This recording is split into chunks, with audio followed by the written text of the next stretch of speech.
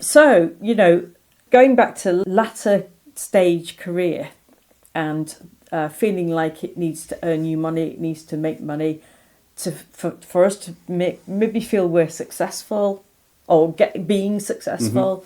I imagine if we were both retired, a lot older, maybe retired, decided to just paint and draw for fun in our retirement, there's not that pressure to actually sell the work. However, because we are a little bit younger and not quite in our bath chair in the nursing home just yet. That's this afternoon. How important do you think it is that we're selling work and we're produced? This makes me sound like some sort of elitist person, bearing in mind what I was saying earlier about being as good as I can. A little bit of me believes that you've got to have. There is definitely something to be said for spending more on your materials. So, for example, I discovered a company that makes these canvases that they're not particularly expensive, I suppose, but something that kind of size was about £100. And I thought, okay, I'm going to see what difference it makes. Oh my God, the difference it made to my painting. I can't tell you. Much heavier as well, because a lot of the time we buy a softwood frame with our pre-stretched canvases. They feel quite lightweight. Well, these ones felt like they were quite heavy. The canvas was heavier. They came. Was it a hardwood frame? They came gessoed, and they were really really lovely quality. And that's interesting. The difference for me painting, the difference with using watercolour paints that's got a big pigment as opposed to some of the entry level ones.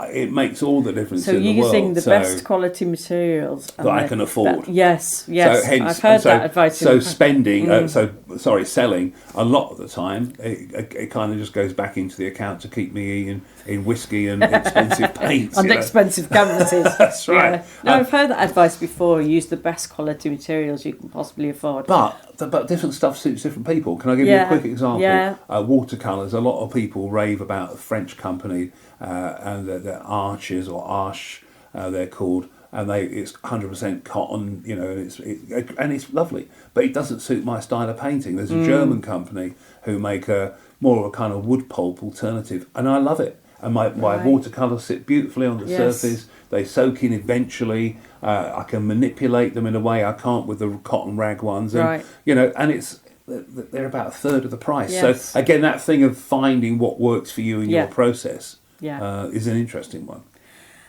Because I have seen other artists develop and start to work with much more expensive materials and with floating frames on their canvases and all of that kind of thing. I'm not quite at that stage yet. I progressed, with recycled canvases, painting over the top of commercially printed canvases and that kind of thing. Not even really painting canvases. And I was unwrapping some of my older paintings just the other day for our open studios. And a canvas that had been printed with Marvel comic people. I'd painted over that because I didn't dare go onto real canvases yet. But now I'm on real canvases, but I've just started investing in slightly better quality ones.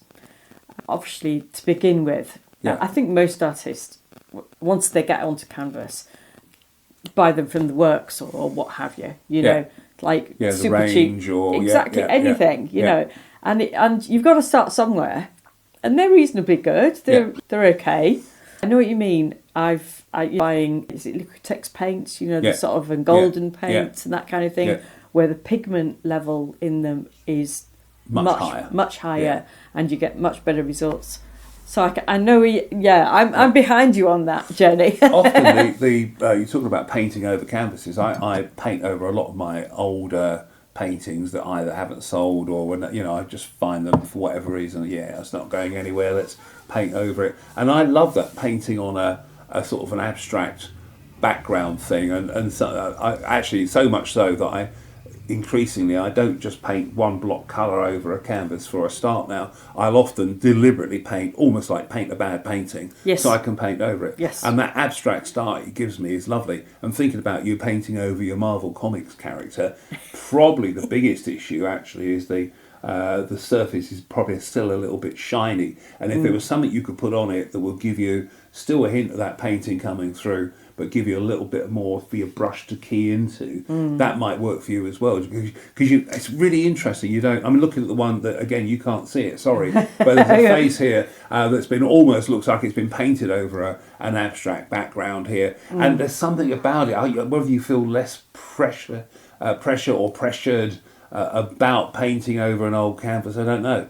But actually, I have a great success rate with painting over old canvases. I think it acts as a little bit of a history, really. Yeah. There's a history there, Yeah. And I agree, leaving a little bit showing through still, or even if you were to begin with a blank canvas, a white canvas, I think they say any mark is good because it gives you something to react to. Yeah, absolutely. So, like almost painting a bad painting, slap something on there, create some marks. Don't worry about what you're producing. Yeah. And then you could always paint over it. Yeah. And that's a good way of approaching a painting, whether it's something realistic and figurative or something impressionistic or something more abstract. If you're stuck with it, do something dramatic because it forces you to react to it. Absolutely. Do you ever compare yourself to people who have been doing it longer?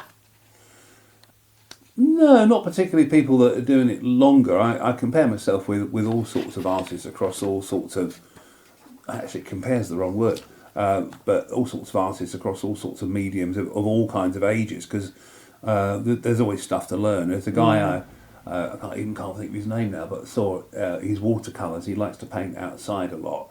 But typically if you've got a watercolour technique, or if you're teaching people about watercolours, you would tend to say you paint your light family, your mid-tone family, and your dark family. That tends to be the way you work. Well, this guy puts his shadows in first, and he puts them in very deliberately, because there's another school of thought that says if you get your darks in place on a picture, that gives your picture rhythm and grounding, and if they're correct, frankly, you're halfway there. And he does it with watercolour, and it works really well for him. And I thought, ooh, why haven't I ever done that? And I've started trying to do it, and it's interesting how it works. And he's 30, 35. So I don't ever want to be too old to learn. Oh, no. And I'm always happy to look at anybody who's got a bit of something with technique, or a bit of something with a finished painting that I kind of admire, whether it's composition, use of colour. I love a radical mark, somebody who's quite happy to say, and you know what, here's how I'm finishing it off.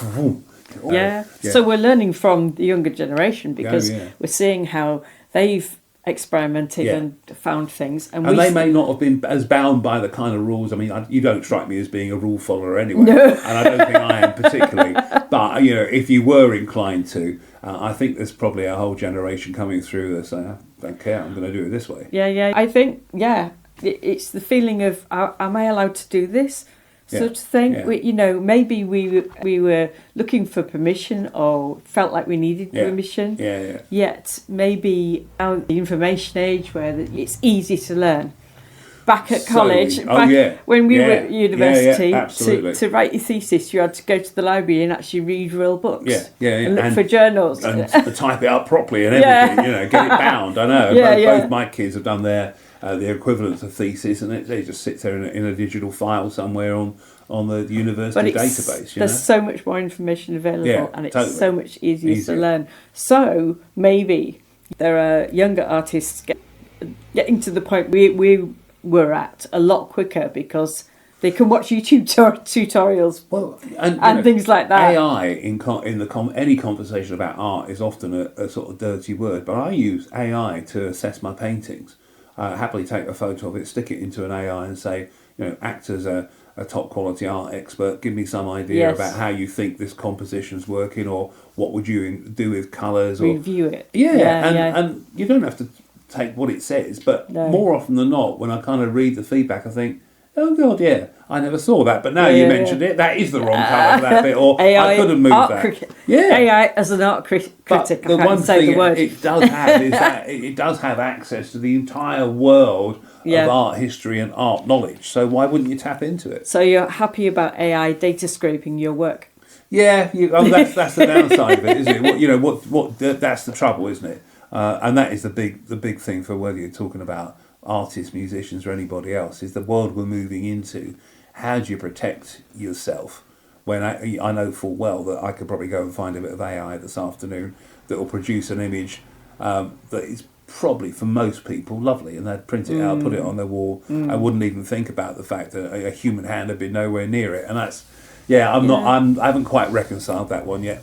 I'm really for AI, and I don't mind it data scraping my work because it's learning. Yeah. And we're benefiting from that learning one way or another. Yeah, yeah. You know, so, and it's never going to stop me producing original artwork. That's it. No. And it's the in-person thing, isn't it? It's the sort of, can AI produce a painting where you, in real life, that you can see the paint and you can see the impasto texture and that kind of thing. Yeah, yeah. Can it? Will it? Maybe. Yeah. In the future. I don't know, but then I think it sounds like, again, you and I are probably the sort of collaborative sorts of individuals that will find some way of either still collaborating with other people and producing art, or collaborating with AI. Isn't it? So you know, people do that already quite successfully for illustrations, for books, or whatever else. And I think if you're a creative, collaborative kind of creative, there'll always be some way of being collaborative and creative. AI is another tool, really, as well. For film, you know, film became a tool. You know, it's a medium to work within, maybe as well. I agree completely. Yeah. I don't quite know how that works, but if they can produce an AI palette of paints that I can sit there and almost manipulate with my fingers rather than that might be an interesting thing. You probably can do that. There'll be some clever fella somewhere is probably doing that as we speak. Right. So here's another question: what would you say to someone who feels like they've missed their chance?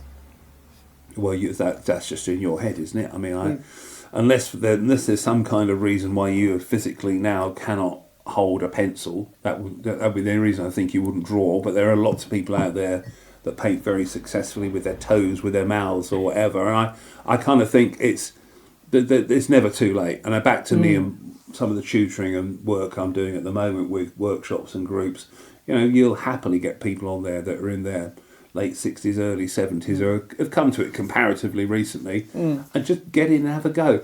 Just manage your expectations. I think that's the thing. Don't expect to sit down on day one with a pencil and draw the most perfect be Michelangelo. Yeah, ain't gonna happen. Just ain't gonna happen. No. But as long as you can manage those expectations, get in, make a mess. It's do what you can and how much you can. Really, it's about what you can do, not what you can't do. And then you start, as you said before, that's day one, and you build on day 1 to day 2 and day 3, and when you get to day 20, look back at what you did on day 1 and see how much you've improved, because you will have improved. And the great thing is that you have the desire to want to create.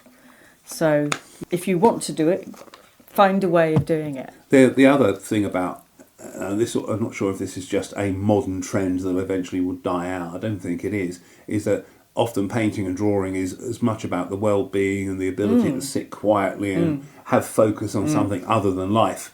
And that's such a big thing at the moment. And actually, a lot of lots of monies, lots of projects that get funded are really built around that and community. Probably more than they are about actually making successful marks on the canvas. It's about improving your mental health, maintaining your mental health, positive health and well-being benefits of creating art. It's very mindful. Yeah, when you're drawing or you're painting or whatever, you're thinking about nothing else but that, which is good for the mind, isn't it? Absolutely is, I agree 100%. And you don't have to wear lycra and get into all sorts of ridiculously stretchy poses on the floor like you do with yoga. I mean, you can do if you want to. Some people paint with their bodies by rolling around on the floor. Don't make that day one necessarily. That is a thing. But not necessary. Yeah. I see a lot of artists. I find a lot of artists on Instagram and YouTube and that kind of thing that are. I've found my people. I think I've found my tribe. I've found a lot of lady artists who are post-menopausal is a word to describe them, or they're in their 50s or 60s, and it's like a new career. They've had families, their children have grown up, left home. Suddenly they've found they've got more freedom, they've more time, and they've got money. They don't need to rush around trying to earn money anymore. And they're becoming quite successful. They're really devoting a lot of time in their lives to their painting practice. Yeah. And it's, like we said, a later stage career. And so I've found a lot of these, and I align myself with a lot of these ladies usually. Yeah. And I think it's a thing at the moment in modern day. Yeah. It's a thing. What about you in terms of your peers, other people that... Okay. Well, that's an interesting point, because I find myself, as you're talking there, thinking that 50 years ago, how would we have found these other people? Because there wasn't the internet, there wasn't social media the way that we talk about it these days. And you might have found people like this mostly through that. And there's a woman in America I kind of vaguely keep in touch with, never met her, a great painter called Ingrid Christensen, who I think she's definitely later in her life, but she paints wonderful impressionistic, mostly people in setting type stuff. Gorgeous technique, very open with her advice, and sort of person you can happily send an email to and say, "Oh, I love that picture. How did you do that?" And she'll respond to you. And I would never have come across her at all without social media. Yes. The people I tend to follow a little bit more are the guys and women that are good shooters, because I find I learn a lot from those. So watercolourist is a great guy in this country called Tom Shepherd, who's just the most fantastic watercolourist, but also really able, both in a live demo situation or in on a YouTube video, to be able to communicate those skills. So people who are willing to share their practice. I'm very drawn to those people, because I think I like to think I'm kind of like that as well. Yes. I would happily sit there with people and show them how to do it and try and encourage them with a bit of technique. So it does tend to be more people like that. If I was going to give you the sort of standard answer, actually I do mean this, David Hockney's stuff is still wonderful. I'm still seeing Hockney stuff that I've never seen before and thinking, blimey, that's terrific. Aside from any local links he may have had, I see some of his current very vibrant sort of landscape paintings, and I'm just in awe of how he can put all these bits together and they work so fantastically well. Well, all the old masters, or all the really famous painters like Matisse, for example, you paint or you create for your whole life. Yeah. Once you're an artist, you're an artist. You are, until you're pushing up daisy. Yeah. It's not like you sort of choose to become an artist and then you finish being an artist. You are. And all the sort of very well-known famous artists have just got better and better and better, because it's that huge amount of experience and practice and stuff. Tracy Emin's a good case in point of somebody that we all know about. Tracy Emin because of the bed when she was one of the young radicals, or whatever they were called. But actually, when you look at what she does these days, her drawing skills are just phenomenal. And I kind of often look at her as an example of somebody that gets and needs press, because it keeps her gallery going, it keeps her going. But actually, when you look behind it, and as artists look at her actual skill set, she's phenomenal. Hockney has always been interested in technology and what technology can do for his art, whether it's an iPad. But years ago, I remember seeing, I can't think what it was. It wasn't a Tomorrow's World, but it was something where he was using fax machines to draw in America. Send the faxes over to the UK, where they were then assembled as blooming great big works of art. And just thinking, that's great. It's that experiment, that sense of experimentation around what a painting might be. And where we're based, we're near Hull. They had an exhibition of one of his pieces a few years ago. One of his larger pieces took over an entire gallery. It was trees that were in. Because his mother lived in Bridlington, it was a particular set of trees, wasn't it? Yeah. That had been since cut down as well. But what was interesting about that was the room they had it in my humble opinion, wasn't big enough. No. So actually, you were too close to the painting. Yes. But it did mean you could see how he'd painted these daffodils, and you think, Hockney's painted that daffodil, and he's kind of gone. You think, well, if I'd painted that, it would look rubbish. But somehow, Hockney, in that situation, in that context, just makes it look magnificent. And that is still a great skill. And but it extends beyond that. Yeah. Well, we're inspired by everything, aren't we? Yeah. Yeah, and I think if there is that theory, everything is art. Yeah. Too. Well, that's a whole new podcast. That could be another couple of hours chatting about that. But you're doing another one next month, you say? Yes. My plan is to, I've got a little bit of a wish list of guests. Yeah. My plan is to speak with a different one each time. But for now, once a month is good for me. To wrap up, what's next for you? Well, the one thing that, interestingly, that not working for the BBC has given me is a little bit more freedom with my own time. So I'm not constantly sitting there and thinking a year ahead, a year and a half ahead, which was often the case for the BBC. But equally, you kind of have to think a little bit in advance, because if you're on an exhibition somewhere, these guys are not working week to week. They're working a year and a half, 2 years ahead. So I'd like to do, I've had a big exhibition in the last couple of years. I'd like to do another big exhibition. And so I probably need to, on that level, get everything out I've got, have a look at what might make us part of the collection, supplement it a little bit, how I might make it look a little bit more than just paintings on a wall. And that might be an interesting thing to do. I mean, I should carry on with the other sort of day-to-day tutoring and workshops and things, because they're good and they bring a bit of money in, so I'll carry on doing those. But I think the bigger ambition would be that perhaps in 18 months, 2 years' time, there's an exhibition waiting to go up somewhere that is all singing, all dancing. Right. I need to get my finger out really and be a little bit more proactive. And I find once, and you'll find this I'm sure you will, that once you start moving in a direction, things almost seem to fall into place. Synchronicity, universe providing. I don't know what it is, but stuff happens. A little bit belief in fate there. But you just need to have put a step in the right direction. It was meant to be, but kind of plant some seeds. Yeah. And what about you? So if we're chatting again in 18 months, what will you have done? I am, at the moment, I feel like I want to begin my next series. So I produced a series of work that was exhibited in late April last year. And that's been my now paintings, really, that I'm sort of showing people and everything. I did a little mini series after Christmas just to try and get back into creativity.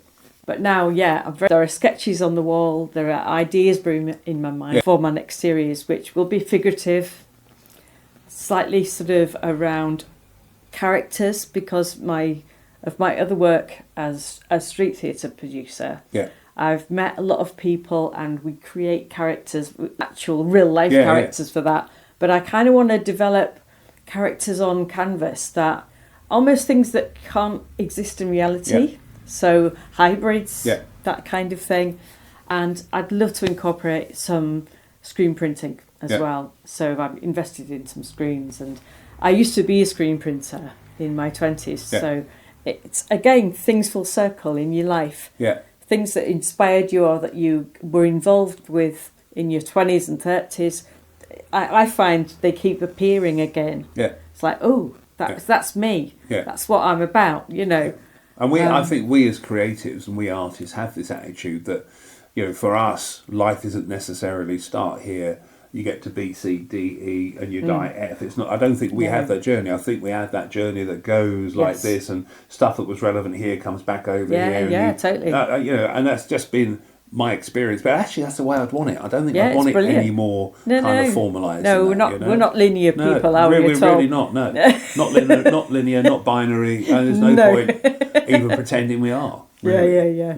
And just a little neurodivergent as well, just for fun. You can chuck that in. Just for fun. And a bit of postmenopausal, mate. There you go. You're laughing. All of that. Brilliant. Well, thank you very much. Thank you. Thank you so much for talking to me today, and it's been brilliant. Yeah, thank you.